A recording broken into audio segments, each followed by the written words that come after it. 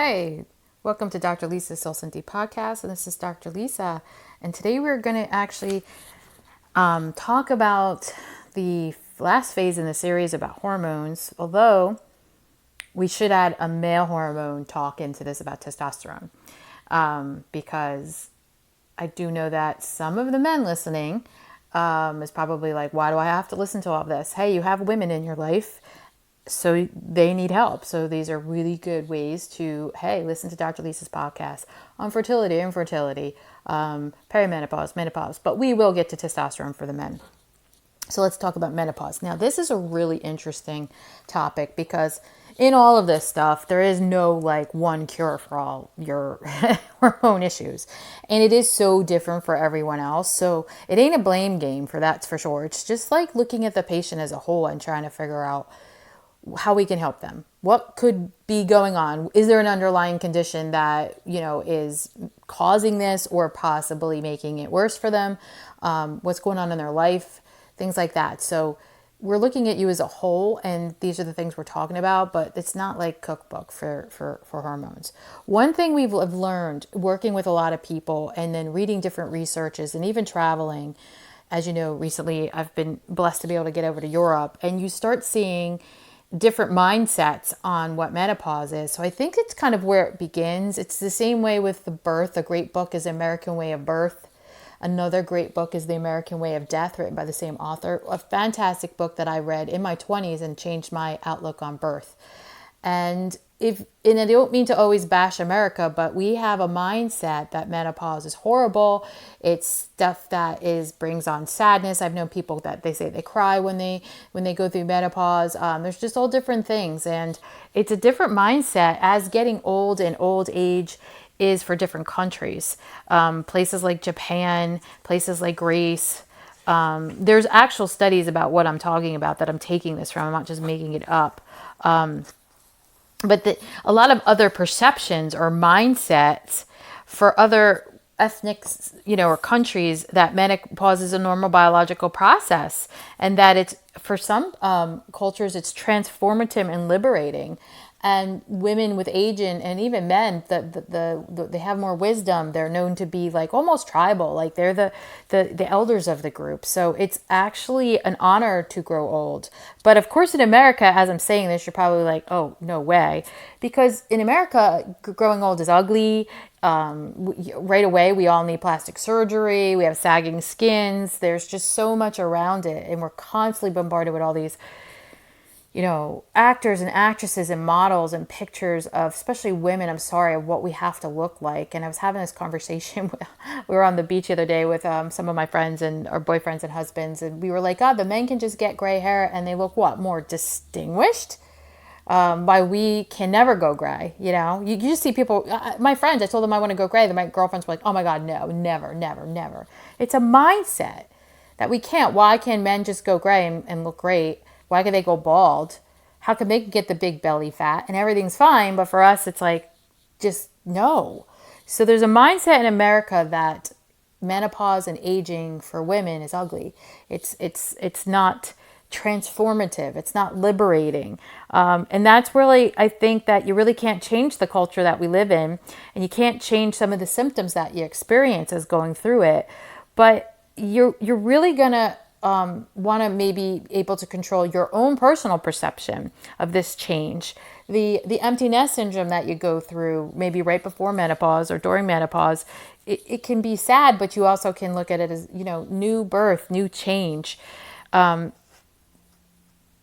not to look at it as a loss of youth, getting old. And on top of that mindset, we're going to talk about like the American Western diet, the American Western mindset of getting old, the American Western mindset of medicine, and your elder years are going to the doctors and taking medicines. So this is really interesting. When they did a study, they looked at women in China, and hot flashes and menopause symptoms were only reported in 10% of them. In Singapore, it was 17%. In Japan, it was 22%.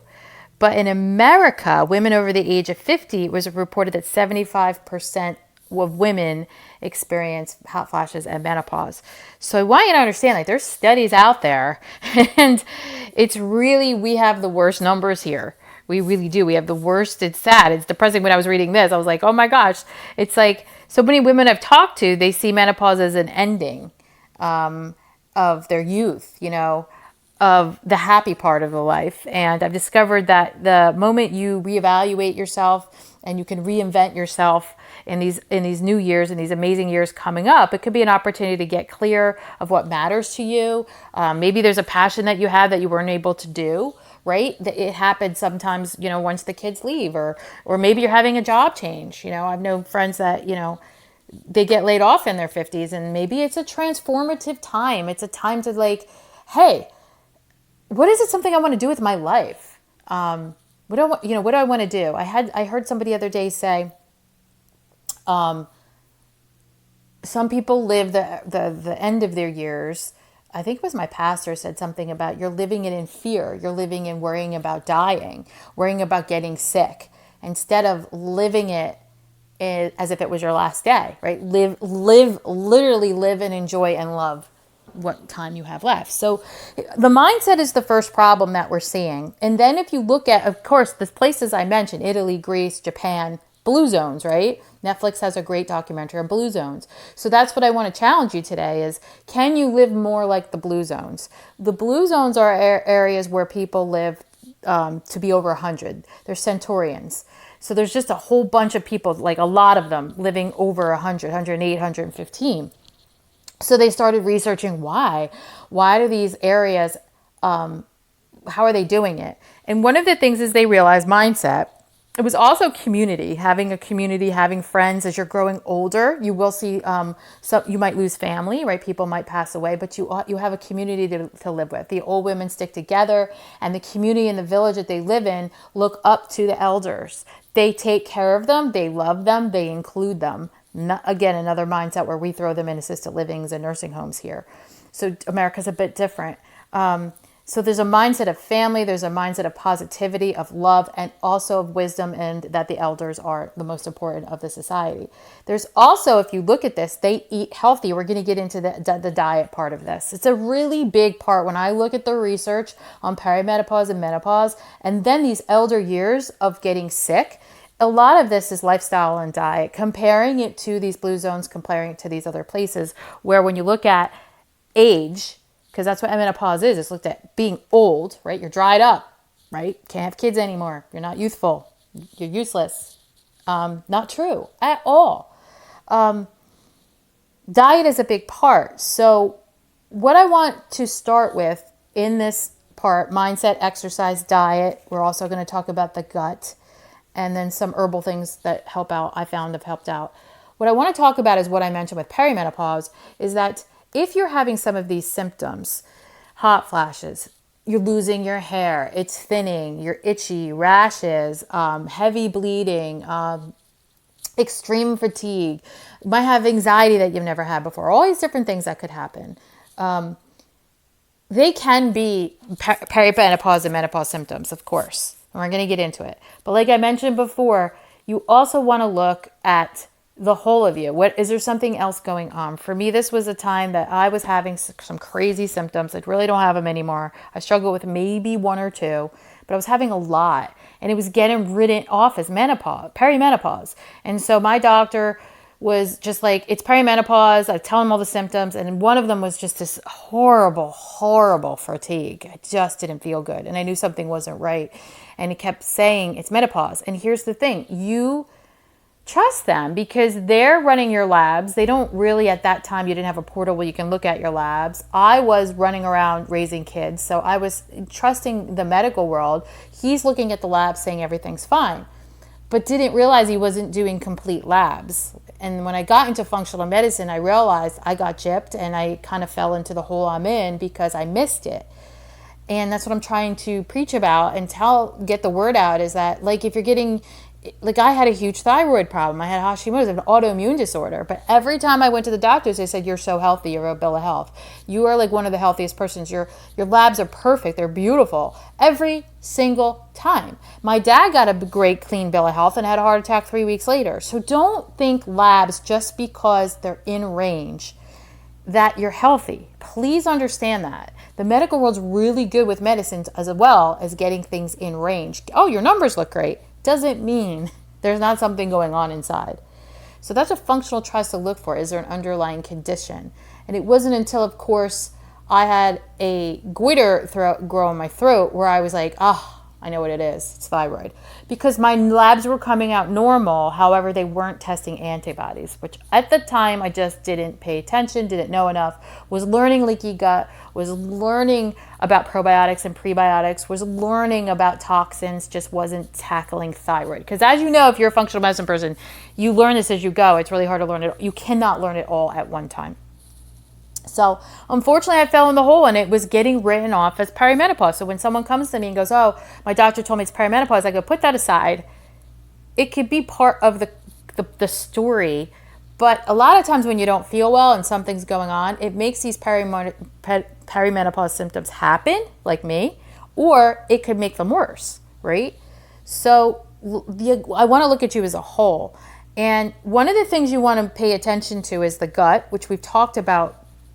The leaky gut. If you have a leaky gut, if you have a gut that's inflamed, that's like 20 something feet of you, right? It's a huge surface area inside your body. The gut is the largest organ inside the body, and it's permeable, meaning whatever's inside it can leak out. And you don't want everything to leak out. It's the garbage center. So really you want the gut to be able to get rid of the bad things and absorb the good things. And this is really what I think is the number one reason of why we have such menopause issues, and which lead to osteoporosis, osteopenia.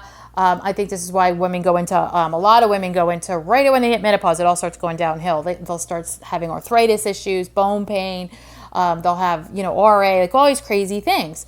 And if we get to the root of it, the gut is really, I believe, where a lot of autoimmune stuff begins, because if the body isn't getting rid of the bad stuff, it's going to absorb it back into the body.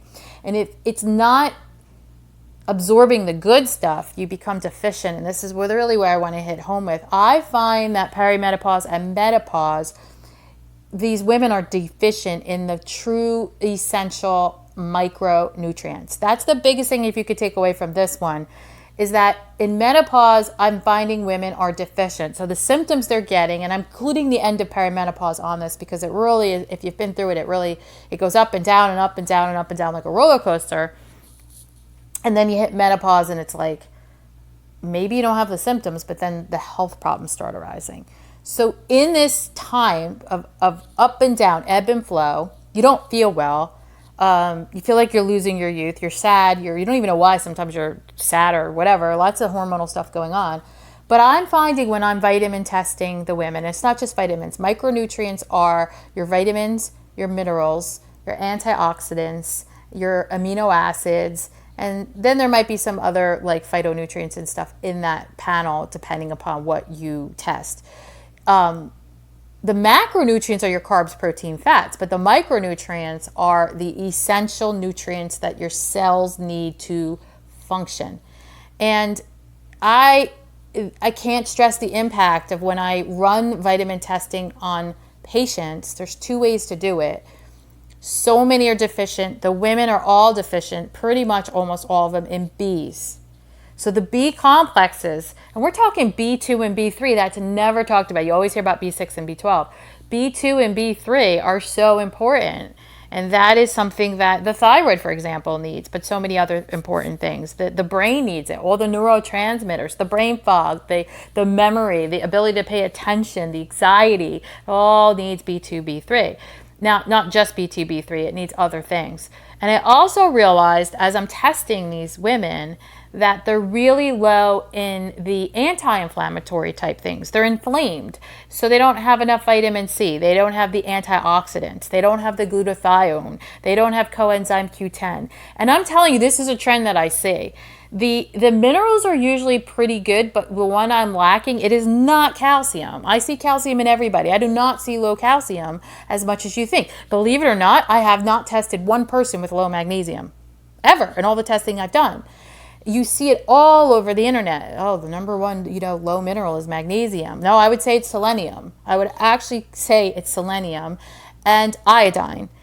Which iodine's tricky because some people are super sensitive to it and cannot have it. So just be aware of that. But that saved my life. It was life-changing for me with selenium and iodine. And my B complex, which has to be methylated Bs. So that's a whole nother thing. We're getting to liver. The main problem with perimenopause and menopause is your liver and your gut.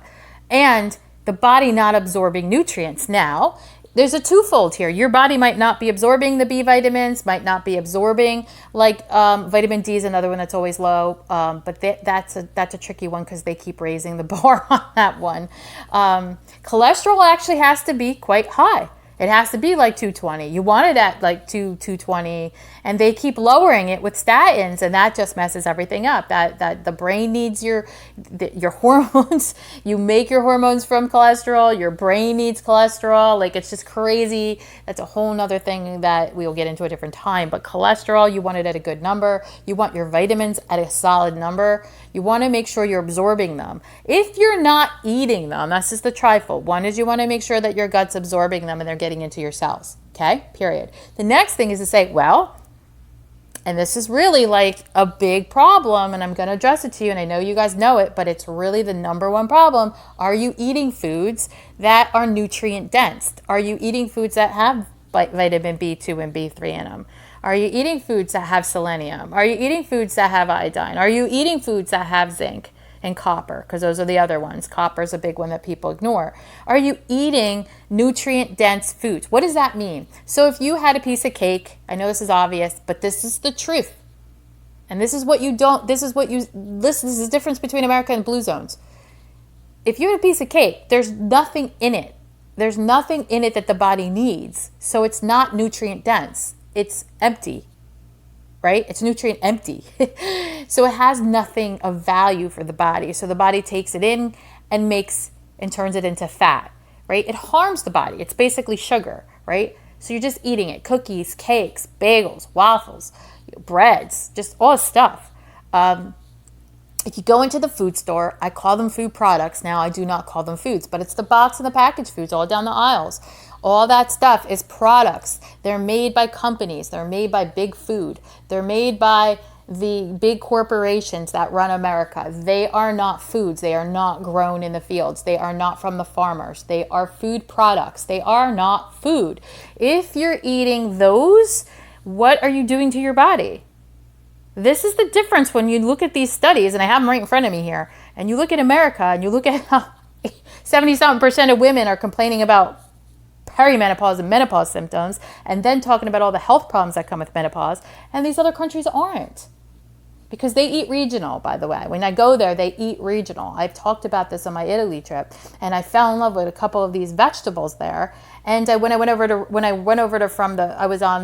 in Bari, which is in the Boot, and then I went over to Rome. They didn't have them because I asked for them, and they looked at me like, that's not here. And as you move around the country, same with Spain, when you move around these countries and you love one thing in one region, you go to another region, they don't have it. And I sat down and I talked to the Italians, and they're like, well, we just eat regional. We eat seasonal as well. So they eat what's grown in their area, and they eat in that season. And so that's how they work. They don't ship it. And I was like, well, you don't ship rape? You don't ship rape from, Puglia to Rome? Like in America, we ship things all over the country, right? There's nothing processed there. When you go into the food stores, there's very little aisles with processed foods. So that's really, really what's driving this, is you guys eating food products. And I try not to, but I know it's hard because this is where we are. And this is when you go in there, that's where everything is. You want a chip, you want a cookie, you want a pretzel, you want crackers. It's like, what else do you eat? Fruits and vegetables are what's missing in the American diet. I can't stress it enough. We really don't eat enough of them. And French fries and tater tots and all that stuff's not a vegetable. Let's stop it. And that's what we raise our kids on. I know the guys are going to want a testosterone podcast, but my next podcast has got to be this article that I got interviewed for, and I want to share it with you because it's about this topic, processed foods, and not wanting to feed kids healthy. It's amazing. So the diet should really be highly fruits and vegetables. And I'm talking real fruits and vegetables. People, don't make this up. Don't go get peaches in a can with syrup. I'm talking real fruits, real vegetables. That's what the Blue Zones eat. They eat, in Japan, they actually, I mean, my kids just got back and they love it there. It's their second time there. And they're amazed about how the elders, they can't keep up with them. And they're squatting in the fields. We are all getting knee replacements in America. We're getting hip replacements. That's how they solve our problems, by the way. Nobody's going to send you to me, a functional medicine doctor, and nobody's going to send you to a trainer or to somebody that's going to help you with exercise. They're going to send you to a surgeon to replace your joints, right? So that's what we do in America. We replace knees and hips and joints and stuff like that. Go over to Japan, they're squatting in the fields at 70, 80 years old, pulling and harvesting and growing their gardens. In Italy, there's just, I want to say old people, but people older than me in their gardens, picking and pulling. We're getting shoulder replacements. It's different and it's sad, but it's real.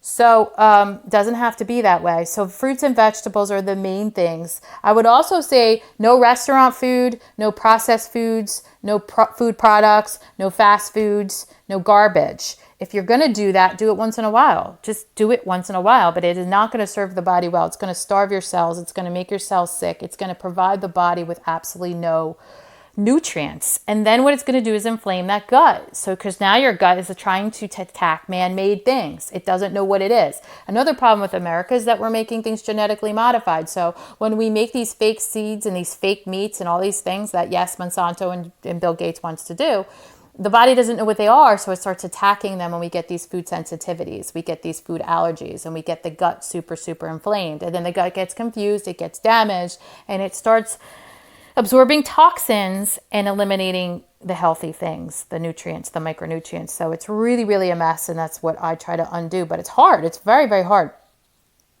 So you want to have smaller meals too. Like don't do these big, I see people go to these restaurants, eat these big meals that are just all garbage foods. And then, and don't tell me they're not, because I worked in food science for a long time and I worked behind these restaurants and I'll tell you what's in the refrigerators. So, they have to cook with fat, sugar, and salt so it tastes good and you come back. So what I would say, if you're going to be there, just eat fruits and vegetables, lean meats like the fish or the chicken. And, you want grass-fed beef, stuff like that. And you want to make sure, I ask for no sauce. I don't want their sauces. I don't want their fat, their salt, their sugars. Like grill, blacken, keep it as close to the real thing as possible. Protein is actually really good. We just talked about that. A trick is eating a really good carb with a really good protein. It keeps the blood sugar steady, getting away from the sugars and stuff like that. The gut needs to have real food. It needs to have healthy food, but it also needs prebiotics. Prebiotics come from the plants. It comes from the fibers in plants. So we're again, America's so used to supplements and processed things and everything coming from a lab. We are like the Jetsons. You didn't think that would happen, right? I know my time's up here, but I want to go a little longer with this because it's a big, big topic and I don't want to break it up into two. So forgive me, but I'm going to go longer on this podcast for it. Prebiotics really important. You're going to get it from plants. And a lot of it is spices. You can get them in seeds. You can get them in vegetables. And you can get them in fruit, apples, blueberries, the dark fruits, the berries. Definitely in, I think garlic, onion. I'm trying to think. I don't have the list in front of me, but you could look up which foods have prebiotics in it and start including that. And probiotics, you can definitely ferment food. Fermented yogurt, make your own yogurt, definitely great. Kimchi, fermented foods. I'm trying to think if there's a fermented kefir. But probiotic is really something that we do specifically, a specific stool test, and it determines which probiotic is right for your gut and what's going on with your gut. So probiotics are really tricky. You really want to get the right one there. The other thing is your toxic load. So I think this is one of the biggest contributors, besides the fact that you need the vitamins. Every cell needs selenium, by the way. almost every cell needs iodine. Again, that's a tricky one, but and salt. I'm going to talk about salt, but the flip side of not eating healthy or not absorbing your nutrients if you do eat healthy, vice versa, is how toxic you are. So if you are a fish in a fish bowl, how toxic is the fish bowl? Fish die when the water's toxic, right? So that's what I don't want to say we die of, but we actually do. I think that's how humans get sick. It's just how fish get sick. How toxic is your body? How toxic is your lifestyle? How toxic is your toxic load inside your body? So what functional medicine focuses on is that, and I have courses coming out soon. That's my new special thing that I told you guys was coming, is that we're going to have some courses to help you determine what your toxic load is and how to start cleaning that up. But toxins are a huge thing. And you're talking about what you put on your skin, because that's permeable. So what you put on your skin goes right into your body. What you drink, that goes right into your body. And what you eat. So all of that. And also there's what you breathe in, right? So air, water, and then food, drinks, which would be water, but also it could be like your shower water and stuff like that. What you breathe in too, candles in your home. And we're going to go through all that in these courses. But you also might have pests. You might have parasites. You might have a yeast overgrowth. You might have a bacterial film. You might have mold. Just went through that with a couple families, mold in their homes, and they're coming with these crazy symptoms. And your doctor's going to say, oh, it's menopause. Don't worry about it. It happens to everybody at 50. And no, it's mold. That's my point. And if you have mold, it is one of the number one things that throws your thyroid off. So also dental infections, which I believe was mine. I believe that was part of mine, was this massive infection that only thermography found. Nobody else found it. And when I fought my dentist for 6 months to take care of it, it wasn't, I had to, in order to get my thyroid right, one of the things was to pull the tooth that they convinced me to, whatchamacallit, root canal. So root canals are bad too, because they can hide the infection. One thing I want to talk about that I've seen with my patients, this is written, this is in books. Dr. Brownstein writes a great book on iodine and salt, his good book on salt. Iodine, I just want you to be careful because some people go sideways with it. But again, life-changing for me. But salt, get his salt book. Dr. Brownstein, salt. What's it called? Hold on, I'm in my home office. Salt Your Way to Health. Now, I have found such incredible changes in people's life with sea salt. And Barbara O'Neill talks about this too. This is someone else you can look up. And I learned from both of them. So don't think I do. I'm going to be the first person to say, if you know me, I don't know. I'm not going to act like I know everything. I learn. I am always, my friends have to pull me out of my house to go do like social things because I am always the nerd reading a book or on my computer and learning. And I learned about salt. And it really, by the way, ladies, if you want to get rid of that belly fat, change your diet, start exercising. And that's the last thing I'm going to leave you with is the exercise part. But salt, water is life-changing because it flushes out the toxins. And it is an electrolyte to the cells. And that's what I'm seeing is missing in cellular health, which crosses the board for menopause, crosses the board for symptoms of perimenopause and menopause, but all of the health problems that pop up once you go through menopause. So all your cells need, again, the micronutrients, super important, but there's these electrolytes that they need. And if you do, you could start off with like a 1/3 teaspoon of sea salt, real salt, ladies, real salt, the actual thing. A little bit in the water, and it's gross, I guess, at first, but I love it now because it makes you feel so good and you start seeing your body change and you start seeing symptoms go away and you start seeing yourself lose that belly fat and you're just like, oh, this is awesome. I feel amazing. And that fatigue goes away and all these things that they're like, oh, it's perimenopause. it's electrolytes. It's water, drinking a lot of water, and then making sure not every time you drink water do you put electrolyte in. Just once a day, have a little bit of an electrolyte drink. Some people do it before bed. I have one lady that does apple cider vinegar, and then they do the sea salt before bed, and she's like, oh my gosh, I lost 8 pounds. I don't know about that, but I do know that a little bit of electrolytes every day helps. I'm not into those electrolyte packets. Again, watch the processed stuff, watch the man-made stuff. Be careful of these companies. Come on. Salt is on the earth. It's organic. Now,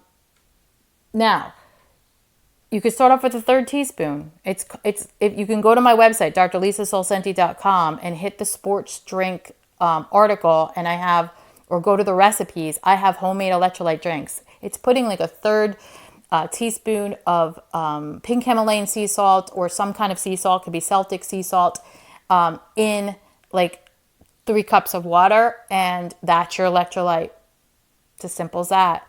You could do it in warm water, you could do it in cold water, and if you need a juice, you can put a little bit of 100% fruit juice in if you need a little sweetener. So I teach you how to do that there, how to make your own electrolyte drinks, but it's life-changing. And here's why. Dr. Brownson talks about the body being toxic in halides. So if your body, like mine, was low in iodine, my body was snatching and holding on to fluoride and bromide. And why? Where are you getting fluoride? Oh, water. They put it in the water. But here's a tricky thing I didn't know about. All the stuff, all the food products, all that crap in the food store is brominated. So bromide, we get so much bromide and we don't need bromide, but the thyroid can latch to bromide if you don't get enough iodine. So the American diet is lacking iodine and so high in bromide, and the water is high in fluoride, so you're messing up your cells. So the salt, the actual real salt, can flush that stuff out, and your cells will start getting the electrolytes it needs. If we work on your gut and we work on your diet, the cells will start getting the nutrients it needs. And I'm telling you, this is how I changed my life and my menopause and all my symptoms with just reading and learning this stuff, and that's why I'm sharing it with you. So exercise is the other thing. And then I want to leave you with a little experiment that I did with my friends, and that's that. But I apologize if it's too long, but this is a really, really good topic. And there's obviously way more to this, but if you could book a consultation with me, and we can learn about you and what you're going through and try to see where we can improve this for you and help you with this menopause state. Okay, exercise I talked about was the secret to perimenopause. It really is still what you need to do for menopause. And you want to look at menopause not negatively, ladies. Look at it as like, this rejuvenation. Like, okay, my kids are now empty nest, so it's like, I'm not sad. I'm like, all right, what can I do? And I even said to myself, I'm just going to get back to the gym. I used to be a personal trainer in the very beginning. I had my certification at University of Delaware, and we used to teach aerobics, and I used to go into the gym, and I used to train people, and I was in great shape. And so I had extra time, right? Because I didn't have kids, I didn't have a husband, I was just me, and I'd do my classes, and then I'd live in the gym, right? Now I don't have to go gym crazy. You don't have to, because today there's so much more. Find what works for you and exercise. What you want to do in the menopause stage with exercise is that you want to make sure you can maintain and possibly keep on the muscle mass. Your body's water, fat, and muscle, right? Protein, muscle mass. You want to hold on to the muscle mass. And when you do that, it controls the fat. So the other fat on your body is going to start moving over to the belly. That's why we get the bellies. It deposits, it redistributes. So if you're eating horribly, if you're sedentary, if you're not working out, you're not burning off the garbage that you're eating, it's going to go to your belly because it's just being redistributed. And you don't want that. You want to challenge your body. So we talked about osteoporosis and osteopenia and the perimenopause. I am going to have a podcast just on that. But in order to prevent that, it's an osteoclast and an osteoblast problem. It's actually an immune system cellular problem. It's not, you can eat all the calcium you want in the world. It's not going to change anything. So it is the fact that you have to lay down new bone. You have to keep building new bone. And the way you do this is you challenge the body. You have to exercise. It doesn't mean you've got to run 8 miles, ladies. Find what works to challenge the body. It could be calisthenics. It could be going in the gym and doing light weights. I don't think you need to bulk up. I don't think that's a good look. But you want to make sure that you keep your protein mass. When you look at women that as they get older and older and older, they're starting to lose it, and that's what happens. You look at these blue zones, again, these women are in the fields, they're gardening, right? A lot of them garden, and they're busy, and they're working. So that's really important, is that exercise piece, and find out what works for you. Your mindset's important, your diet is important, your exercise is important. The gut and the liver are truly important. Again, the liver can have MTHFR. The liver might not be detoxifying. We're going to have some courses on that coming up, but also our podcast is on MTHFR. There's a whole series on it, so please go back to that. And the last part I want to share with you is we did this little experiment. And if you want to work with me with it, I can do this with you. But yes, so there are tests, and I'm going to bring a little bit of HRT in this and a little bit of hormone replacement therapy, but I'm not going to get heavy on it, but I just want to touch base at the end. So yes, there are tests to test your estrogen. What happens with menopause is officially it's diagnosed as at 12 months of no period.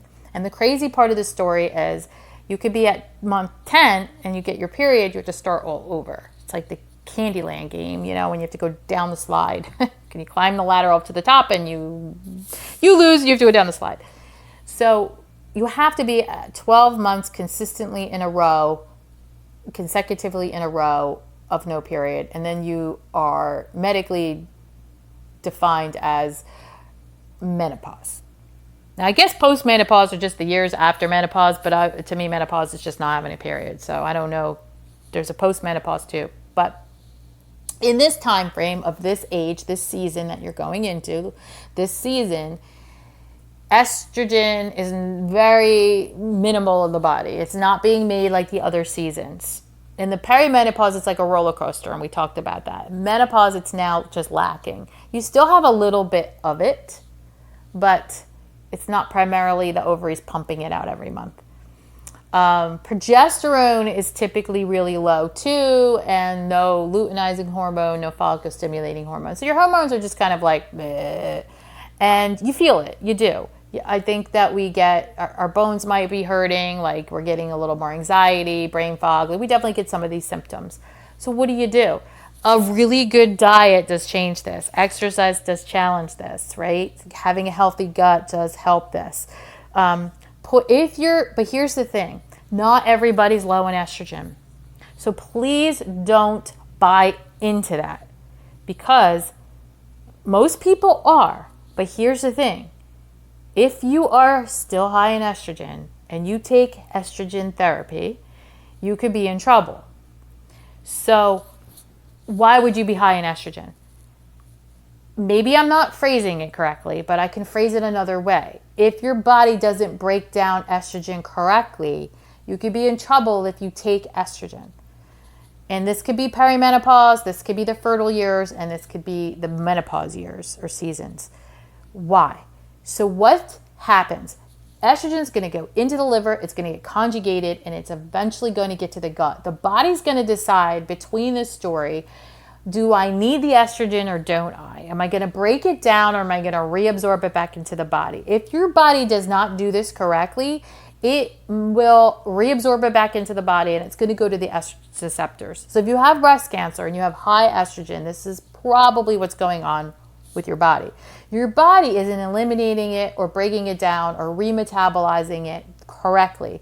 So I tell my patients that there's a couple things you want to do. You can't assume you're in menopause and you have no estrogen, and you can't assume in that the body's metabolizing it correctly. So the HRT, you should get the estrogen tested correctly. The best way to do this is urine. Urine test, we have it. It's called the hormone zoomer, and it looks at the pathways, and they look at the end products, these little metabolites that you pee out, and it'll tell you which pathway estrogen's being pushed towards. So there's a pathway that's a dangerous pathway, and there's a pathway that's a safe pathway, a healthy pathway. If your body uses the dangerous pathway, I don't suggest you dumping more estrogen into your body, even if it's low, but you're putting it in, and as it goes in, if it doesn't metabolize it right, correct, it could be harmful. And this could be for any of the seasons. But I use it in this season because this is where everyone freaks out and wants it. And if you do hormone replacement therapy and you feel fantastic, I still would get the tested. Now, the blood test is the worst test because it's just showing you what's floating around in your blood. It's not showing you what went through your tissues. And it's not showing those pathways. The saliva is the middle of the road. I tend to do this if you're on HRT, I would definitely do the urine test. I have a patient that it just wasn't working. The problem she was having, I was pretty sure it was the conjugation of the hormone replacement therapy she was on, and just wouldn't do this urine test. I just really thought that the problem she was having, I really felt this is the direction we had to go. But her doctor was doing the serum test and telling her she's fine, and I would have done it a different way. I would have done the urine test. I do the saliva test kind of middle of the road. If someone's not doing HRT and they come in my office and they say, I just want to get my hormones test, the saliva test is a great test. It tests E1, E2, E3, which is your 3 forms of estrogen. And it goes through the progesterone and the testosterone, and I think DHA and cortisol. It will tell me if it's high, and this is the estrogen coming from ovaries, and possibly what's left over, or if you're pregnant, it's a different estrogen. And if it's high, I'm definitely going to be like, we really should do the urine test to make sure it's going down the right pathway. It could be high and still going down the right pathway, but we also want to look at the gut. We have a stool test that tells me if the gut and the liver are conjugating this correctly. So there's a lot to go on with menopause and perimenopause with estrogen.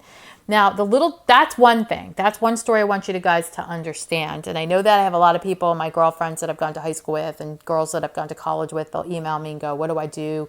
What do you think about this? Everybody's different. So what we need to do, even when they come with their bone density tests and their osteoporosis, I'm like, this is an osteoblast osteoclast issue. The first thing to do is look at the gut and the immune system of what's going on. So there's a lot here. And if you don't want to do all that work and you just want to do a medication, that's fine. That's your choice. I mean, I'm not against that at all. It's not me. I'm not going to do that route, but that could be you. The other so that's that. So you got the blood test, which is not really good. So like that, I don't do that one. But there's the saliva versus the urine test, which is fantastic to really know what your estrogen is doing. And then what you could do is, if you don't want to do HRT, you could start adding estrogen. There's foods that are higher in estrogen. Soy, real soy, plant-based soy. So you've got tempeh, tofu, miso, edamame. Now, you might not believe me in this, but you could read the studies in Japan. They have diets, again, high in soy, and just amazing diets. They have less cancer than us, less breast cancer than us. It's anti-cancer, anti-everything. Like, soy is just a fantastic food. You don't want processed soy. You don't want product soy, packaged soy, fake soy. You want the real deal. And there's been studies. There's a huge one where half a cup of soy was given to women in over 12 weeks, and they saw almost every single one's hot flashes and menopause, perimenopause symptoms go down, and 60% had a total recovery. Flax, edamame, tofu, tempeh, miso. So lots of things. There's cardiac. You can Google this in studies where you replace 4 ounces of meat with some soy every week, and their heart disease went down. Like their markers, everything went down. So that's another way. Diet. You could actually put some phytoestrogens in, and you can Google that, which foods will help with my estrogen levels. Instead of doing HRT, that's something that you can do. Exercise helps, diet helps, vitamins help, mindset, So last I wanted to tell you was the other thing was my girlfriends and I, we did this. My husband was cracking up, and I know this is a long podcast, but it's such a big topic. There's so much here. This is just a podcast where I'm just touching on a few things. So there are these companies out there where you pee on a stick. And girls use it during the fertile seasons where they're trying to figure out where they're ovulating. But they have used these sticks for the menopause and the perimenopause to just kind of see how much estrogen you kind of got. So my girlfriends and I, we did this for a few months. Well, it's really like you do it for 20 days because they don't suggest that when you get your period, they don't really suggest, because you have your period, right? So they don't suggest you pee on the stick. And you can even wait the week after your period. But so those 3 weeks left in the month, you can pee on the stick. And it literally will graph for not just one day, every day you pee on the stick, it'll graph what your hormones are doing. And so we did this. And I noticed the trend between me and then some of my friends, but definitely me, because I know my symptoms. There'll be days where I just feel nothing, like no symptoms. There's days where my breasts feel full, they're tender, I feel anxious, almost like you would feel like before you get your period, but I don't have a period. So you just feel like that. Your breasts are tender, your breasts hurt, you're having hot flashes, you maybe can't sleep, you just feel like you're vibrating, like, I don't know, you just feel like sensory. And when I charted that, my estrogen was going up. But then it would drop and I might feel like crap. I might feel like that weirdness for like 2 days, and then all of a sudden it's gone and I feel fine. And then I'll sleep and I'll have a good day. And then all of a sudden it comes back up. So as I was trending this, my estrogen was going like up and down and up and down and up and down, just like a roller coaster. Although I wasn't getting a period.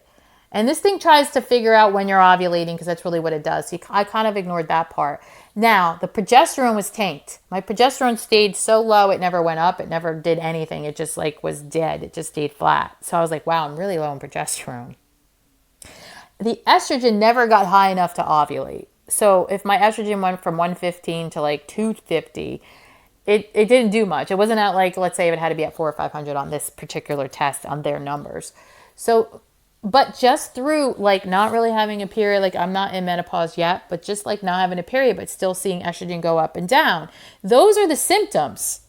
So they're always telling you, well, the symptoms are because you have no estrogen. I'm like, no, I watched it and I watched on many of my friends when we did this. It's going up and down and up and down. And those days it goes up and it starts shooting down is the days I wasn't feeling well, when it was peaking, right? Body's struggling, right, to probably try to stay in a cycle, try to, get her egg out, but there's nothing there. So I found that really fascinating, was that the symptoms that you get are sometimes related to the roller coaster ride that the hormones are going through. And if we can balance those out through lifestyle and diet and through gut and some of the herbs, I guess I'm not going to get into the herbs right now, because it's different for everybody, to be honest with you. I was going to do it, but I'm thinking not, because they are different for everybody. Chastity tree is one that I like for the younger girls, and tribulus is one that we like for the older women. And those really help. But it's hard to do herbs over a podcast. It's something that I think we'd have to do face to face. So I hope that helps. I know it's a lot of information, but just think about it. It's we all, life's short. Like, we all have a certain time on the planet. So instead of living the planet like, oh, so sad and so poor me and I'm old, and think of it as, what are you going to do with this time left? And just like when you were 20 and you were out there like embarking on a new journey, now you have a new journey in the menopause years. Doesn't mean you have to be sick. All right. Thanks. I'll catch you on the next one.